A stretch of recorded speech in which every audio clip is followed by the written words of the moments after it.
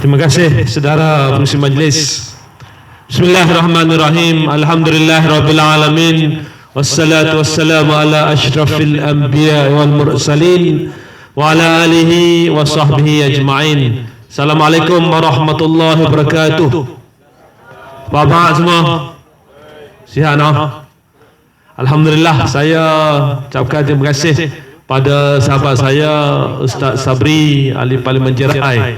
Yang ni kalau saya duduk dalam dewan, dia nampak saya dalam dewan dulu, nak keluar tu ada je tul dia. Duk tanya sekolah kat Jerai macam mana, apa nak buat, macam-macam.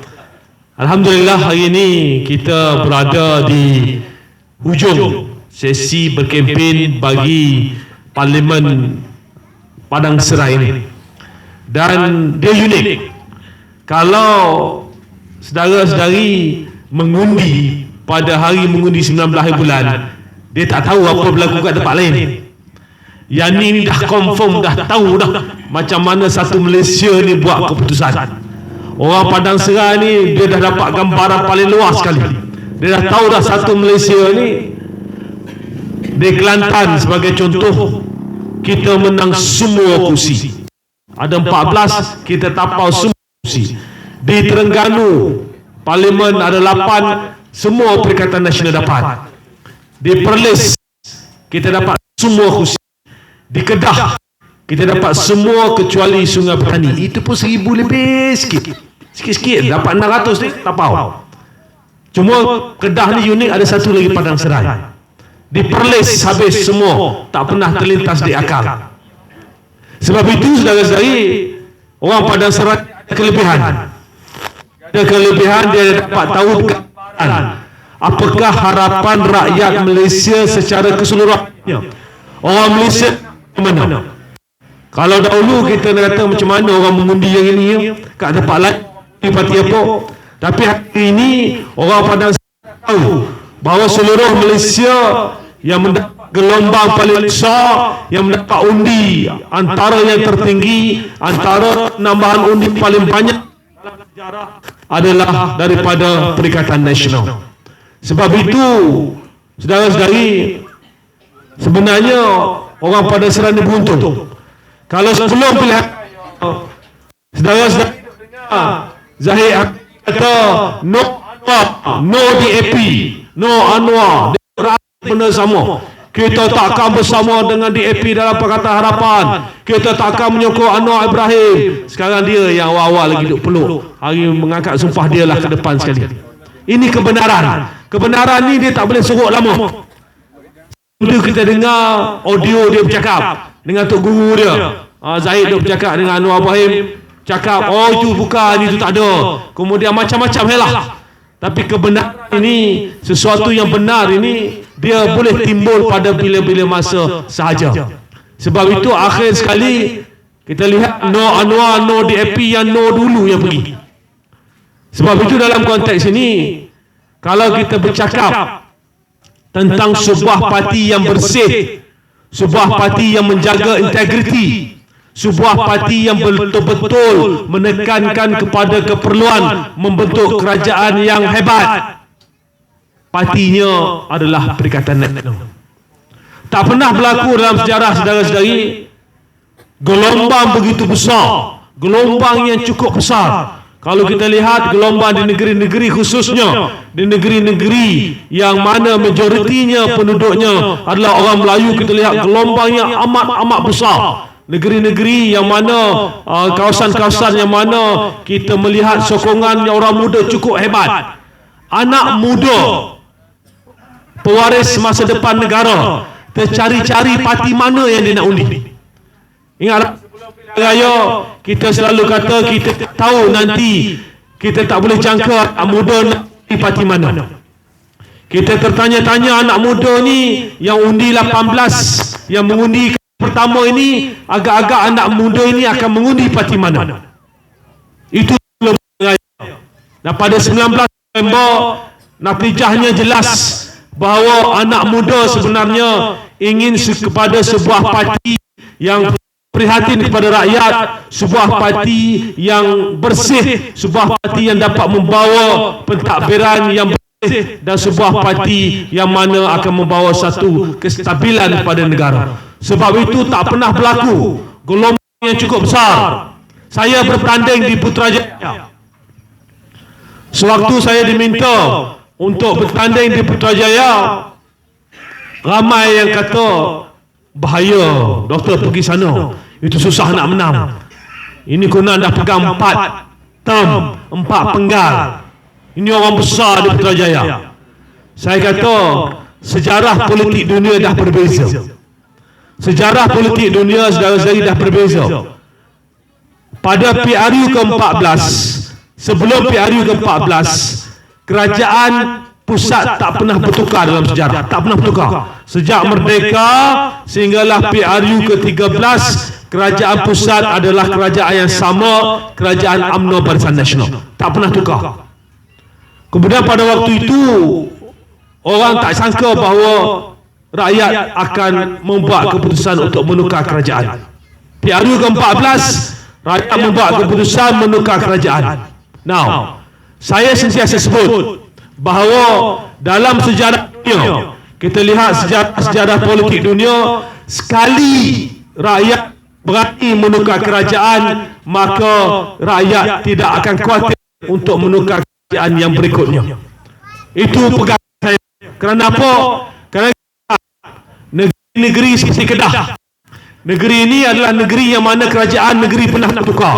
Jadi nak tukar kerajaan negeri tak risau. Negeri macam Kelantan, kerajaan negeri pernah bertukar. Negeri macam Terengganu, kerajaan negeri pernah bertukar. Negeri di Pulau Pinang, Melaka, Perak, Negeri Sembilan, ini peringkat negeri dia pernah tukar, tapi tak pernah tukar peringkat pusat.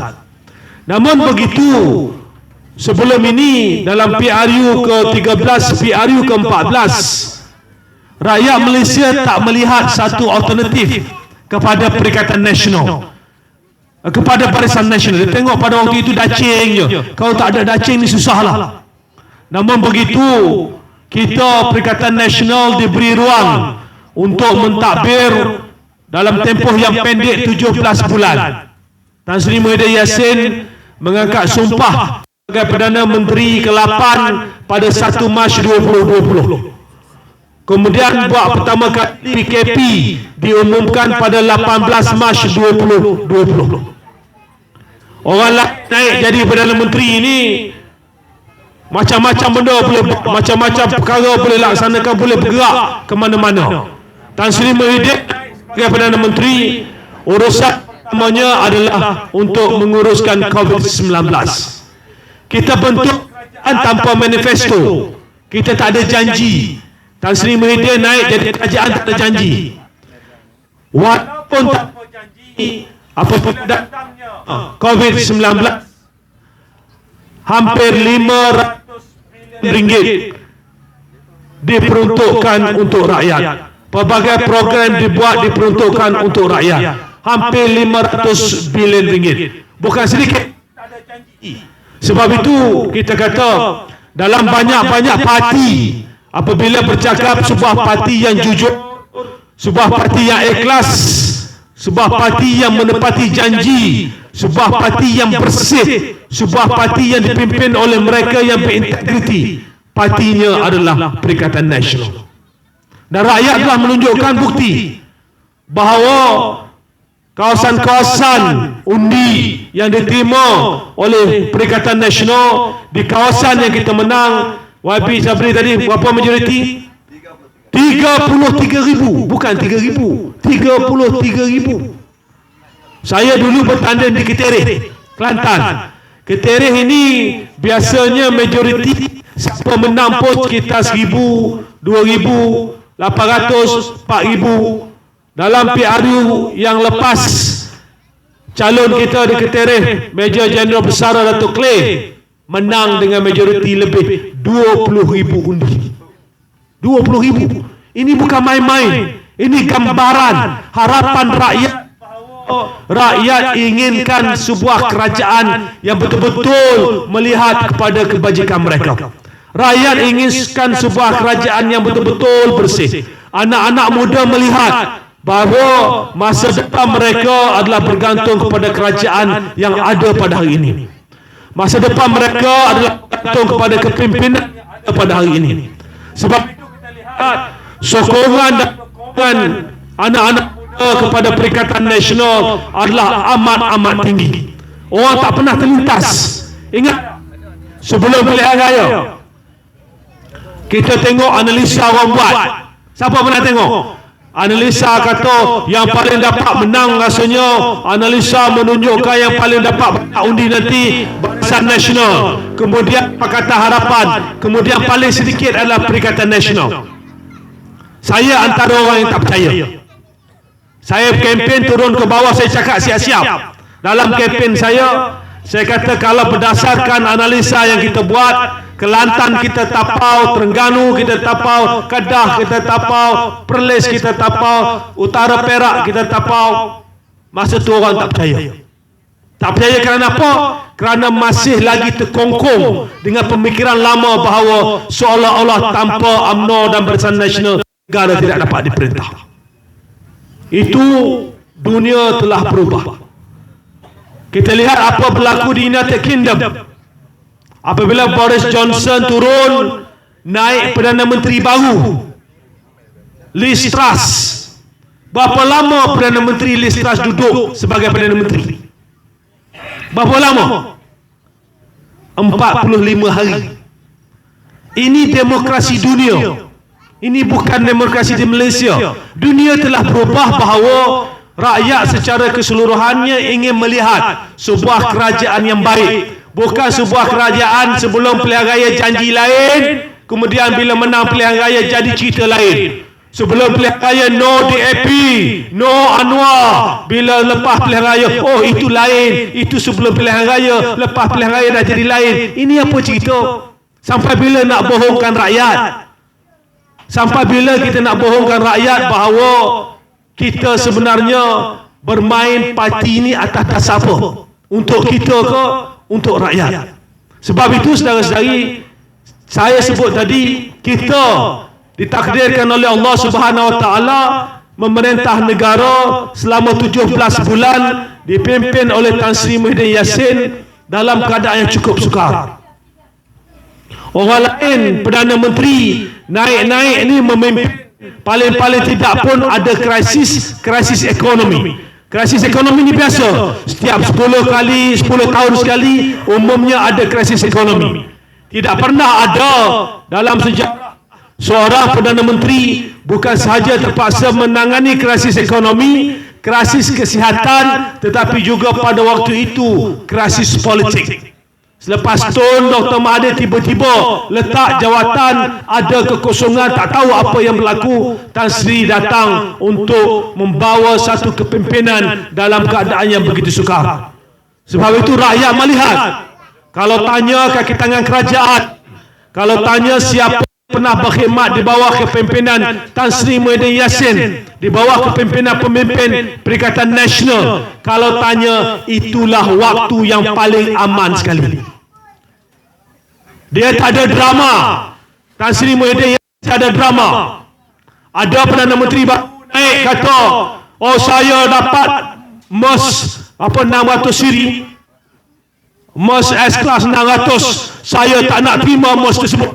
Kata majlis, kata baru tak nak terima. Kemudian tiba-tiba, oh kata tu masih belum terima, kita batalkan order. Apa benda ni? Nak sembang. Sedangkan waktu Tan Sri pun saya dimaklumkan, saya semak balik, waktu Tan Sri tak pernah dengar apa ada kereta ni. Tan Sri pakai kereta dia daripada hari pertama masuk sampai ke hari ni, kereta dia je dia pakai. Tak terlintas, tak sebut pasal kereta baru, tak nak tolak kereta baru. All this drama, saudara-saudari akan tengok lebih banyak drama daripada hasil-hasil yang terbukti, substance yang betul-betul memberi kesan pada rakyat. Hari-hari bercerita tentang drama. Saya tak nak itu, ini, saya tak nak kereta, saya tak nak ini. Hari ini pun nak buat kabinet pun tak selesai. Ini kepimpinan sembang. Ini bukti kepimpinan sembang. Setengah orang cerita dia sembang, banyak sembang. Waktu di luar kerajaan, kerajaan patut buat ini untuk menangani kos sara hidup rakyat. Kemudian buat mesyuarat keluar, oh, ini bagus. Perdana Menteri buat mesyuarat rakyat. Boleh tanya pegawai saya di Kementerian Pendidikan, mesyuarat hari Sabtu, mesyuarat hari itu biasa bagi kami. Tak adalah drama-drama nak kata ini bagus masyarakat. Tak ada. Bukan sebahagian daripada khidmat kita untuk rakyat. Sebab itu saudara-saudari, apabila kita melihat, diberi ruang untuk melihat bahawa bila kita cakap tentang kepimpinan, kita cakap tentang parti untuk memerintah negara, kita nak parti yang buat kerja, parti yang buat yang terbaik untuk rakyat, bukannya sebuah parti yang bersembang, hari-hari cerita sembang, hari-hari duk bercerita retorik, tetapi hasilnya tidak ada. Bila bercakap di luar sana, sewaktu jadi pembangkang, ceritanya patut kerajaan buat macam ini, patut kerajaan buat macam ini. Tapi Perdana Menteri baru memesyuarat, cerita dia apa? Kita bagi 2 minggu untuk kaki tangan kerajaan melihat apakah pendekatan yang terbaik. Kata banyak idea sangat. Banyak idea sangat kat luar sana nak buat. Akhirnya bagi 2 minggu pada kaki tangan kerajaan, pergilah cari penyelesaian. Sebab itu saudara-saudari, bila kita bercakap tentang kepimpinan, bila kita cakap tentang pentadbiran kerajaan, apa yang paling penting yang rakyat perlu sedar bahawa kita pilih sebuah parti yang menunjukkan bahawa mereka boleh melaksanakan apa yang terbaik untuk rakyat. Nak sembang perintah negara ni mudah, tetapi kesannya kepada rakyat. Sebab itu saudara-saudari, Padang Serai dah melihat apa yang berlaku di seluruh negara. Padang Serai dah melihat betapa parti yang sebelum ini mengatakan, duk sebut ini penyamun, ini parti penyamun, pemimpin penyamun inilah dia juga duduk dengan penyamun. Apa benda? What is this? Asyik ada lagu lagi. Oh ya, tak ingat itu. Apa benda ni? Apa yang ingin disampaikan? Sebab itu Padang Serai, pengundi Padang Serai, niat di hati tunjukkan bukti. Hari Rabu ini panggil semua. Kita ingin melihat seramai mungkin pengundi Padang Serai keluar. Kawan-kawan kita daripada UMNO dan Barisan Nasional yang mungkin ada kat luar-luar sana, yang mungkin ada di kalangan sahabat jiran tetangga, sahabat-sahabat kita jabat di kalangan penyokong UMNO dan Barisan Nasional. Dan pada mereka bahawa kita lihat betapa mereka telah dipermainkan sebelum PRU ke-15. Mereka telah diceritakan seolah-olah kita tak nak DAP, kita tak nak Anwar. Akhir sekali mereka lihat apa yang berlaku sebenarnya. Sebab itu saudara-saudari, berpesan-pesan pada sahabat, pastikan seramai mungkin dapat keluar mengundi. Dan apa yang paling sukar sekali untuk kita adalah apabila hari mengundi adalah pada hari yang bekerja. Sebab itu kita nak, kalau boleh, kita bawa kawan-kawan yang pengundi di luar sana untuk pastikan mereka balik mengundi. Dan Padang Serai akan menambah daripada 73 kursi parlimen milik Perikatan Nasional. Padang Serai akan menambah kursi yang ke-74 insya-Allah. Saya doakan yang terbaik untuk semua. Dah nak hilang suara, panjang lagi tempoh berkempen. Sekian, Assalamualaikum warahmatullahi wabarakatuh.